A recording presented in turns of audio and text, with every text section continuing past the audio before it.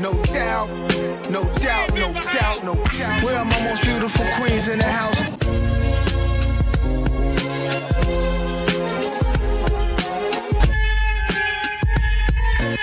Where are my most beautiful queens in the house? Hey everybody, it's your girl Jamila. Welcome to the Queen's Address. Welcome into the Queendom. Today is a very, very special day. I just watched this man burn the stage down. Sadat X is in the building. How you doing, Sadat X? I'm great. I feel good. I was able to perform today. I felt real good. Yeah. No, you look great. I'm Thank enjoying you. the outfit. Shout out to the Lowheads. Yes, sir. Definitely. Thank you. And so you just performed at the African Village Arts Festival. Yes. It's a community festival. How do you feel about like doing things in the community still?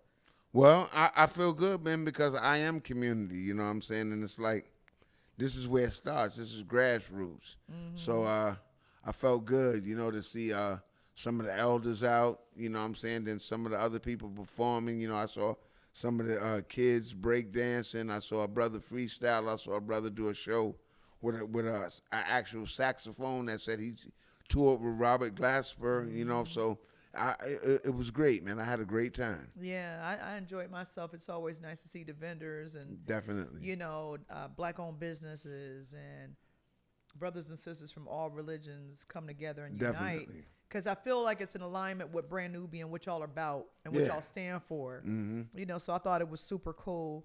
And so your performance was amazing, and everybody loves your voice. I'm going to talk about your voice for a minute. Yeah. Okay, your voice is one of the most recognizable in hip-hop. And did you know your delivery would become part of your signature, or did it evolve over time? Well, I would say that certain people recognized it at the beginning. I didn't recognize it at the beginning like that. And I guess one of the first persons that recognized it was Jazzy J. You know what I'm saying? We used to go to Jazzy J's studio with Grand Pooh Bah. Jazzy, yeah. Exactly. And shout out to Beach Street. That was my separation factor, because in this game, if you're in here long enough, your staying power is going to be what separates you from everybody else. So my voice became my separating factor, and hey, I'm not mad. Yeah. I had a really great conversation with Karen White, who has a unique voice as definitely. well. And definitely. We had a great conversation about protecting your instrument. Yes. What do you do to protect your instrument? Well, to protect my instrument, I guess I try to stay healthy, because your instrument is part of your body. Mm-hmm. So I try to stay healthy, and just I'm in the thinking of, your sword stays sharp as much as you use it. So I try to use my sword, my voice, as much as possible to stay on point. Yeah, you understand? Like you got to stay on point. Like out of sight, out of mind. Absolutely. Well, I'm glad you do. And so hip hop today is in constant conversation, right? With its origins. And what do you want younger artists that are coming up to understand about the foundation that was laid in the 90s? Well, I want them to understand, about a foundation, but I don't want to beat them in the head, because this is their time. Right. And they're going to do what they want to do. And I don't want to be, I would hate to be the OG that's always beating them in the head. Picking on them. I don't want to be that. Because the generation OG. did that to us. Like, exactly. what y'all spinning on your backs my for? People, and I don't want to be that person. You understand? I just tell them, no one understand, these times have changed. And now, when I came in, hip hop was a boutique. Mm-hmm. Now it's like a big mall, and understand you're gonna fit the suit for a minute. Wow. Every year somebody fits the suit, and then they get rid of them. You know what I'm saying? And I'm not mad, because, I'm mad at that part, but hip hop now affords a lot of artists an opportunity to come out. It's just this is what I tell the youngsters. I say, if I put your name in a bag, and I throw it in the bag, and I spin it around, and I put it out, you should have 15 minutes of fame. The key now is what you do after that. You know what I'm saying? Because you see a lot of artists, every year somebody comes out. Every year. It's what you do after that to remain, and you have to have a separation factor. And drawing back upon the voice part, I feel the voice was part of my separation factor. That's something that separated me from these other artists. When you hear Sadat, what I've seen on different media platforms is, oh, you're going to know that voice immediately. And that has become my separation factor. At first, I didn't align with that. I didn't know, you know, but as the years grew by, I learned that's my separation factor. I have to use that. And you knew it. And you were aware of it. Definitely. And I like the wisdom that you just shared, too, about going from a boutique to a mall. Yeah. I've never heard it explained like that before, but I feel like it's so accurate. And like, you know, it was bespoke. I remember watching this show called The Get Down, and only you had to be like invited. And if you didn't have a crew, you were a target. Because what are you doing here? Go to the disco. This ain't for you. And everybody couldn't get in. And I kind of like remember when I first started listening to hip hop, I was a kid, and then you saw like popcorn nuggets later on down the line. It was so commercial, and you know. See, I started going to hip hop shows when it wasn't safe yet. Yeah. You understand? Like when I dangerous. When I originally started going to hip hop shows, you just couldn't go to a hip hop show. Like it was bespoke. It was bespoke. Like, and as far as like wearing gold chains and stuff like that, no, it wasn't glamorous. It was still. It was anti. Yeah, it was an element of like you was like, yo, we going to this hip hop show. We don't know. We don't know what can happen. Pardon me. I'm sorry. Oh, no, it's all good. We don't know what can happen with this, so we're going to have to be on point. You know what I'm saying? And that was, you know, and not to say that the times didn't change now, but, you know, like, that's what really grew hip-hop. You know what I'm saying? Because you had to be in the know. If you know, you know. You know, and times change and situations change, but I came up from that era. Yeah. Well, we glad because you keep it authentic, you know. And so legacy is a word we use often on this show. And I just want to know, what does legacy mean to you when you think about your impact on hip hop? Legacy. Yeah. Legacy to me is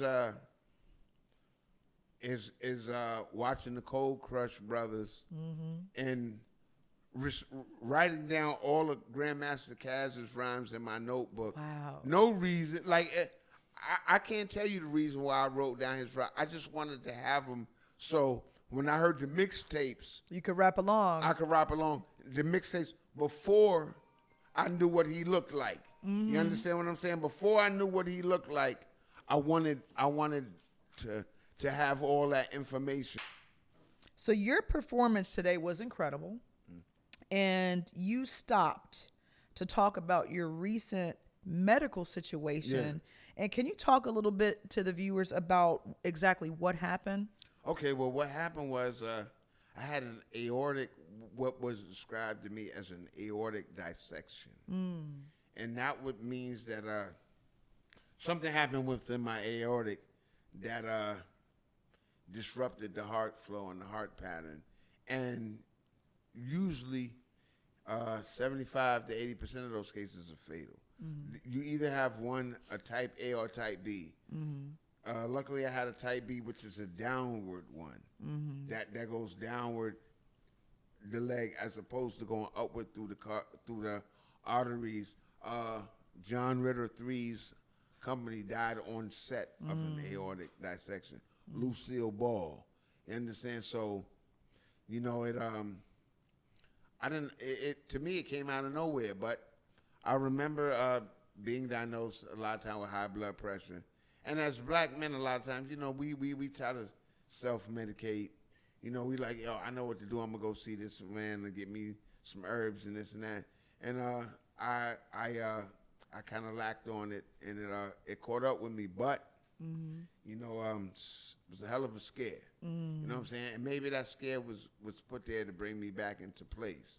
You know, because now I feel I'm in tune myself. I'm much better. I'm more healthier. I'm in the gym 4 or 5 days a week, and I was before, but right. That's what's so confusing. Yeah. Like you know, I follow you on social media, and you're always at the gym.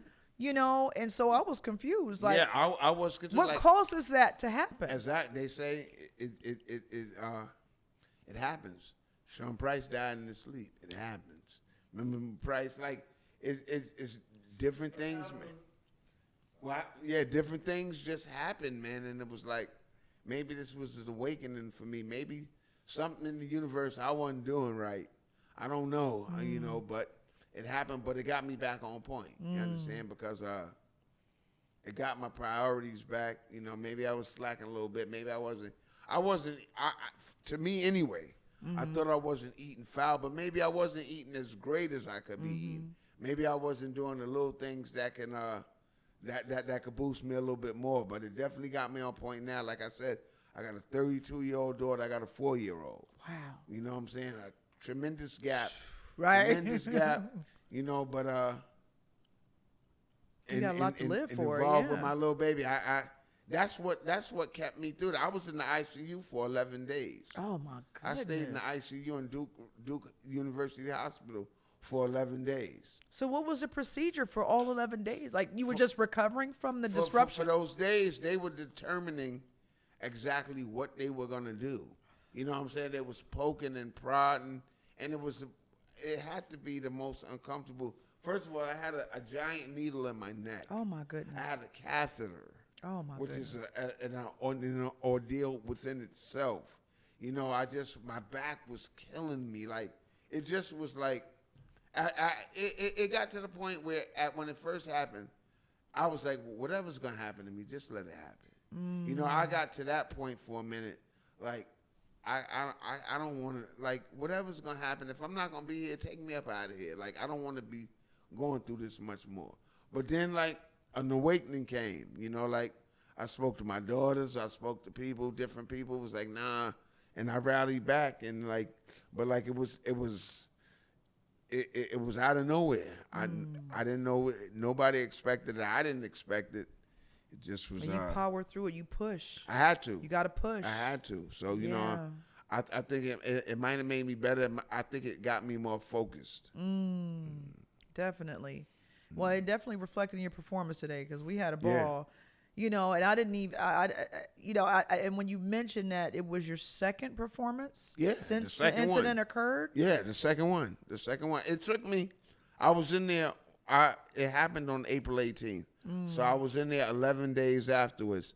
I went home and recovered for a couple of weeks. I didn't go back to work until May 18th. Wow. And, you know, we just in August now. You know what I'm saying? I just was cleared to fly and go places in July. Wow. So, you know, like, I did a show, and this is the second show that I did. You said back to work. Back to work. So do you have other dates coming up? Yeah, I do. You do? Yes. And so now that makes me good? feel like I can still keep going. Yeah, you know? Definitely. All praises due.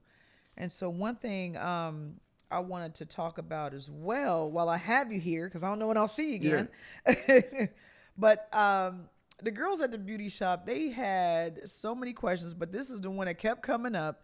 They were like, will you please ask Sadat X about the Lord Jamar remarks about Kamala Harris? And we talked a little bit about it off camera, but I wanted to know what was your reaction to the remarks that he made and Grand Poobah's, because y'all are a group and sometimes people think that's the tone and the voice of the group. Yeah, exactly. I went through that too. Yeah, definitely. And, you know, and I just wanted to know what y'all's reaction was to it. Well, because there was a lot of backlash. Like I said, I got 6 sons. Yeah. So, you know, they couldn't understand what that was. And I don't think that, you know, he did it maliciously. I think he did it. I don't know why he did it, but I know that it didn't go over well. He retracted it. Yeah, he apologized. Definitely had to retract it. Me personally, I wouldn't have did that at that time, being that regardless of my views of her, you know, I probably wouldn't have said, you know, nothing like that. And if I did say something like that, I definitely wouldn't have said it in the media wise. You understand? Because you know, like a lot of women took that, you know, into effect. You know, like I mean, like my girlfriend is is an AKA. His wife is an AKA. You know what I'm saying? So she was like, well, what do they think about that? Yeah. You know, so it opens up a whole set of next things. And I'm like, I don't know. You know what I'm saying? I'm like, but, you know, I'm glad he was able to fix that up. And if it happened again, I don't think he would say that again. But, you know, like. He was just like heated a moment, like Yeah, just talking. exactly. You know, but you guys are public figures. Yeah, And, you know. and you got to be aware of that sometimes. Yeah. It's been times I've slipped up and said stuff where, you know, the next day I'm like, damn, maybe I shouldn't have said that. Yeah. And every man, you know, no man is without faults. No man is without faults. So, you know, and if you're a man, a man and you can come back and fix your faults, then so be it. Absolutely. Well, I'm glad that he apologized, you Yeah. know. And I wanted to talk a little bit about collaboration. Everybody knows you for your collaborations. It's been a big part of your story, from Common to Gangstar to Black Rob. And I wanted to ask, what do you look for in a collaborator? Like, what strengths do you look for and things like that? Well, what fuels me in collaborations is I'm still a fan. I'm still a fan of hip hop. You know, I still hear Pharaoh Monch say a rhyme on the song, and I'm like, damn, I wish I would have said that. Or I still That's hear dope. That line is Large dope. Professor, or even the young boys. One of the young boys I'm liking is Kendrick. Kendrick. It's a young boy I like named Sauce Walker. Yeah. Like Sauce, he's a beast, boy. I'm like, wow, like I love how he puts stuff together. And I like West Side Gun. yeah, from Larry them I met them June, early. yeah. I went up and did I did a Griselda, song with Conway in Buffalo. I went to Buffalo on the bus and did the song. So like I'm definitely a fan of those guys. So you know, it's like I put all that into it. Yeah. You know what? And I wanted to ask too, because we're fans of hip hop. We had the whole internet going crazy over the whole Nas Jim Jones thing. Do you think that was a publicity stunt, or do you think Jim Jones should have known better to say that he was better than Nas, or like what was your thought on it? Well, I believe Cecilia. You know, first of all, I'm a fan of Jim and of Nas. You know, Nas from back then, and Jim I seen Jim's rise. Jim has had a rise. You understand? He's came up, and I love everything about Jim. I think that maybe if he had time to think about what he did, What he was saying. he would have reworded it a little bit more. You understand? But like I told people, like, you know, like Jim has, you know, he's a relevant figure too, but Nas is Nas also. You know, like, Right. And sometimes we have to backtrack and fix what we've done. Absolutely. But Jim, like I said, I Jim rock gonna with Jim. Jim. Jim's gonna do Jim. He's gonna Jim. Exactly. That's Harlem for you. There you go. Absolutely. And so longevity, okay? What has been your formula for staying relevant and true to yourself at the same time? Longevity, you got to have a separation factor. Okay. Because, see, like, when I came out, like I said, it was a boutique. Not everybody rhymes. Yeah. So it has to be a separation factor, something that you do, and that's within you. I can't tell you what your separation factor is. Right. You have to figure that out. Something within you has to be a separation factor that keeps you relevant and keeps you here. You understand? Me happens to be my voice, like I'm hearing a lot of times. So my voice or whatever, and from my voice, I compile my rhymes behind that and everything. That's kept me here. And I was told by an old jack one day, he said, your voice is your instrument. So I try to make my voice sound just like a saxophone, just like a trumpet, going down and up and moving around with it. You know what I'm saying? Fade out, fade in, fade out. You know what I'm saying? Your voice is your instrument, so I try to keep it like that. I was watching an award show. It was like a clip or something. I think it was TikTok or Instagram. But DMX, Yeah, and he would quiet back down. manipulated He his might voice. even whisper, Yeah. still in the dark. And he would like bring it back in. And I'm like, you know what? Because it kept me on the edge of my seat. And I'm like, what's happening to my nervous system when DMX does these silent, like no music, kind and of. you don't even have to know what he's talking about, but you can hear that voice. Yeah. And that's like a trumpet. And you'll you'll sit up because it's like, what is he saying? It was like a prayer he was doing. And I know sometimes people say Onyx might do it from time to time, Yeah, but it's the a up and bunch. down, like the, but wait, it gets worse. You know what I mean? It's So- a bunch of people that do it, definitely. yeah, it's like they're telling the story. I loved, like, those of you who know how to do that in your cadence, in your rhymes, and it's so entertaining, but also it's like a suspense. Like, you're on the edge of your seat trying to figure out what the next verse is going to be. I tell these kids, I'm like, if you pursue this rap thing long enough and are sincere with it enough, you're gonna get 15 minutes of fame. The key is what you do after that 15 minutes to remain. It's got to be something that keeps you.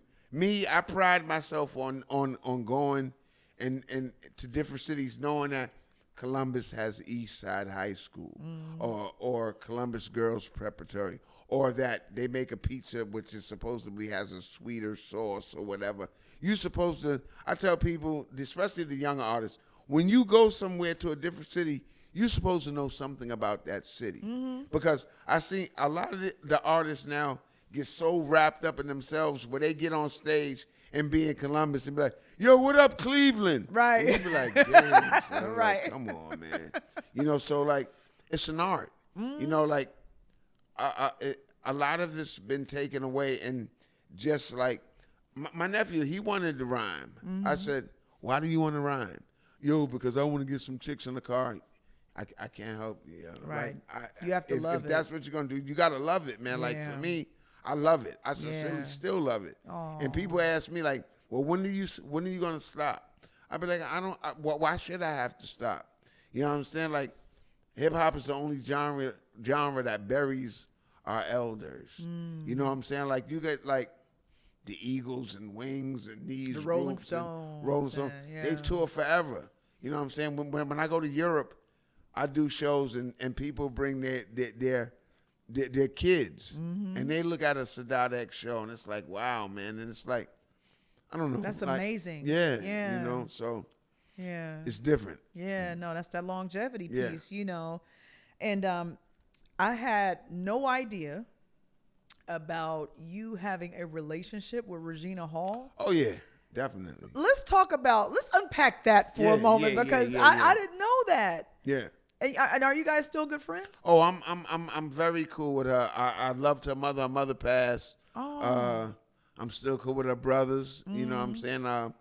Regina Hall graduated from Fordham University, Washington, D.C. native. D.C. to the heart. Shout out to DC. D.C. to the heart. And if all my D.C. people, y'all from Georgia Ave, Black Hole, East Side, North Side, Groovers, Regina is hard D.C. Her mama taught at Coolidge High School. So, we still, and if it would have been a different time, it was basically on me. I was probably too young then, you know what I'm saying, to actually realize and to I guess give what she wanted me to give. But over the years we've remained tremendous friends. I regale in all her success. You understand? I always look outside. And likewise for me, she was on my Wild Cowboys album. Yeah. You know what I'm saying? She did the song The Interview. She was on the album. And cool. All her friends, Taraji, Elise Neal, now all them great people. Yeah, that's dope. And Regina, shout out to Regina Hall. I'm trying to get her on the Definitely. show. Yeah, Queen's definitely. Address. Got to have a Queen Regina Hall on the show. Yeah, definitely. And so I think that's dope. And so outside of accolades, charts, and recognition, what's the most human moment that this career has gifted you? You've had an outstanding career. I mean, just going from different cities and seeing things, and the birth of my baby daughter. You know what I'm saying? At a time when I thought I was done. You know, like I wasn't expecting to have. My daughter was, my daughter was like, my Justice she'll be 5. Shout out to Justice. Yeah, my daughter's Timby. My oldest daughter's 32, so she was like 27, 28 when Justice was born. Just to to think that I have another daughter coming, you know, and another responsibility or something that I care for, something that gave me a renewed purpose in life, because it gave me a renewed purpose, you know, like anybody knows, like that was a hell of a stretch. Yes, So, it is. And at that Starting age, all over- yeah, yeah. they're running around and doing this, and I wanted to be there. I want to be there for her. No, and you You know what are. I'm saying? I want to be there for her. Yeah. So that's, Now I was that's telling it. you off camera, I've watched you on social media. You were taking Yeah. her to her hair appointment. Yeah, And definitely. getting her ice cream. And I was like, you're such a good dad. Yeah, I definitely want to be. Yeah, Definitely. I know she loves her daddy too. That's awesome. And so when the story of Sadat X is written generations from now, what's the line you want remembered about who you were and what you stood for? Well, I always compare myself to my man Rod Strickland. Wow. And it's a basketball to rap comparison because, see, and I think they say Rod Strickland will never be on the Hall of Fame, which I think is crazy because Rod, like, to me, was the epitome of the fly, cool basketball player that I watched grow up. And I consider myself the fly, cool rapper. You know what I'm saying? And every time, if they did a top 100 list of rappers in New York, and they didn't have me on the top 100 rappers of New York, which I could have took offense to it, but I didn't. I said, I don't know who made the list. Right. But I'm like, 100 Because it rappers? could be somebody from not from the culture. Yeah. Yeah. But I was like, 100 rappers, not even in the country, in New York? Wow. I didn't 100 rappers in New York, considering like my body of work. Like, see, a lot of times people don't realize, and I'm one of them ones. I think that when they listen to us, they're like, oh, that is it. That listen. I went from All for One, Brand Nubian. Then I went from with Lord Jamal, we went from that record. I went from Wild Cowboys, and I'm still here. I've made songs in the 80s, the 90s, the early 2000s, the 2010s, and now. Yeah. And see, and also when you listen, and nothing against my older rappers, when you listen to some of your top older rappers, they still living on their catalog. They can go do, and there's nothing wrong with it. They can go do shows and do their classic joints, but can they come around and do a song now that sounds relevant with today's rhymes? Exactly. I think I could still do that. I think you could too. You know what I'm saying? And I do that. And you have been. And I have been. Yeah, yeah. You understand? When I'm on stage, it's just me. I don't need no side man. It's just me. That means Standing on your I have square. to discipline. That means knowing it's going to be me, I got to get up and go to the gym 3-4 days a week and run and keep my cardio up, because I know when I get on stage, I ain't going to have that backup. It's just going to be me. You understand? So that's what I feel, you know. But like I said, I didn't come into rap to be in the Hall of Fame. I came into rap because I loved it. Wow. And, you know, that's why I always compare myself to Rod. Because Rod is not in the Hall of Fame, which is a travesty to me. I'm not one of the top 100 rappers in New York. So I know it ain't going to be across the country like they, and I wouldn't even pull out names. You know what I'm saying? Like, they put out, like, different names. I could be like, well, yo, they ain't made when the last time they made a record that sound like so? Flex, in New York, I had 2 records playing on the radio this summer. Wow. You know what I'm saying? So it is what it is. It is what it is. And it's just always a conversation to be had about mainstream hip hop too. I was watching Family Feud the other day. I think they said name 5 rappers, and it was like 50 Cent, Snoop Dogg, Eminem, Dr. Dre, and I think And they it might have been deserve to Nelly. be there. It might have been Nelly or Busta Rhymes. Yeah, and they deserve to be there. And in respect to those brothers, Yeah. I'm like, those brothers. I mean, it was 2 white families. Yeah. On both sides. You know And how that's Family what Feud they know. is. And that's what they know. And somebody said Nas, and it said it was a big red X, and I couldn't believe it.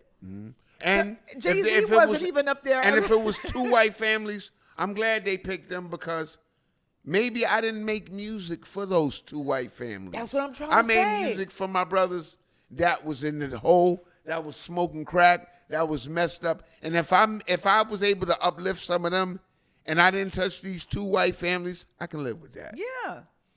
I can live with that. Yo, it is what it is. It is what it is. You know, and so I wanted to ask, we talked a little bit about you continuing in the culture and continuing in your career. Do you have any new music about to drop anytime soon? Yes, I do. I have a song right now. I didn't get a chance to do it today.